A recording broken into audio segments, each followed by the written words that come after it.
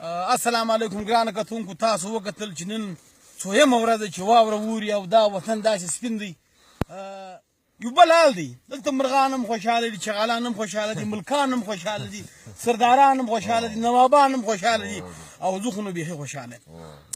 عزیزانو ډېر وخت کېږي چې واورې درېدلې دي، بارانونه نشته، اوبه لاندې روانې دي، د سینجا اوبه نه سړی سینجا پوي. نن د الله رحم وسلو دلته دا زموږ ملک صاحب چې کوم دی خپلې وزې دي، خپله رمه ده. ستا څو وزې دي؟ اتې. دا ستا وزې چش خوري؟ واښه واوره خوري؟ واوره څنګه نه خوري؟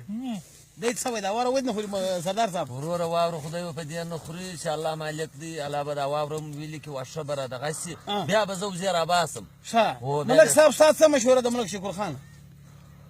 زما هم دغه مشوره ده. نه ته دا واوره خورې که نه خورې؟ واوره خو زه خورم، خو دا وخوره. زه دا نه خورم. ماشاءالله زموږ ملک شکر خان صاحب دا باقاعده واوره وخوړله. دا ابا وزې نه خوري. ابا څه به دی وکړي دا وزې به راولې په دا واوره بیا ولمبه یخ به نه کېږي. کور دی؟ انګټۍ دې ورته لګولې ده او زور لاسونه تودې؟ وزې څنګه ناستې ده؟ نه څه رقم ناستې وي؟ تلتکې به دې وې که ویښې وې که څه شوې؟ بم مې ده په تلتکۍ کې به دی وې؟ نو وزه به څو ده؟ د سردار صاحب واده وکړي که نه وکړي؟ یوه بدله ووایه چې واده وکړو موږ هم داسې وایو په زور یې ووایه بدله ووایه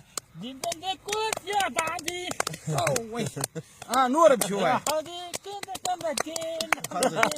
دا بدله ته په عربي کې وایه ابا بیا یې ووایه دا ثواب هم دی لا اچھا نور ګران عزیزان تاسو وکتل زموږ د ملک صاحب څومره طبیعت برابر دی، پسونه هم لري، وزې هم لري او دا بل ملک دا دی ګسه باقاعده واوره خوري، امت د لوډ شیډینګه بچاو شو. تاسو وینئ دا غرونه دا دي الحمدلله ډېر، خو یوه بدبختي بله زموږ په دې وطن کې شته. دا زموږ خلک خو ډېر بخیلان هم دي. یو مرغه الله پیدا کړي پسې پسې غاپي. هلکه مرغه د خدای ذکر کوي، انسانان خو هغه د خدای ذکر لوی پرېږدي. نو هغه څه دی دی چې موږ د الله ذکر وکړو، دا مرغان پرېږدو، دا ګیدړان ته تلکې ننوځو، یو باغ دی باغ دی خدای در وچکه ته لکه دې شه د ګیدړه کې ونسي، چغال کې ونسي. نو دا زموږ خلک انتهایي ډېر بدنیتي بخیلان او بخیل خدای نه بخښي، فاسق سخي الله بخښي، عابد بخیل خدای نه بخښي. نو موږ باید سخاوت وکړو، دا وطن به موږ جوړوو. نو انشاءالله تعالی ته په دې باره کې څه وایه سردار صاحب؟ یاره په دې باره کې خو انشاءالله تعالی لکه کوم چې تا دا خبره وکړه چې وطن جوړوو، ستا پر خوله باندې زموږ امین دی. ښه نو خیرات به کوو که بیا نه کوو؟ خیراتونه به کوو. دا زموږ خلک چې مېلمه راشي د ګورو ته به چې ډرپان یې لګولي، په دې باره کې څه وایه؟ یار دا خو چې کوي د ځانه سره کوي، الله پاک په مېلمه خوشحاله کېږي. مېلمه چې دی خپل رزق خوري، ښه مېلمه چې دی خپل رزق خوري وروره، مېلمه نه د ده د کور ده خوري. الله پاک یې بس قدرتي مهربانه کړي. دا زموږ تی خلک دی خلک شته چې د کور والا دي، حالانکه کورونه لري. هر دی مېلمه نه دی. ته څه وایه ملک صاحب د سردار صاحب په واده کې څه وایه؟ امین دعا دې وکړه. نو دی په تا ګران دی که نه دی ګران؟ دی وایي انشاءالله ستا واده کې ځم، نو ته به خوشحاله یې که به نه؟ ده په واده کې بریتونه خورې؟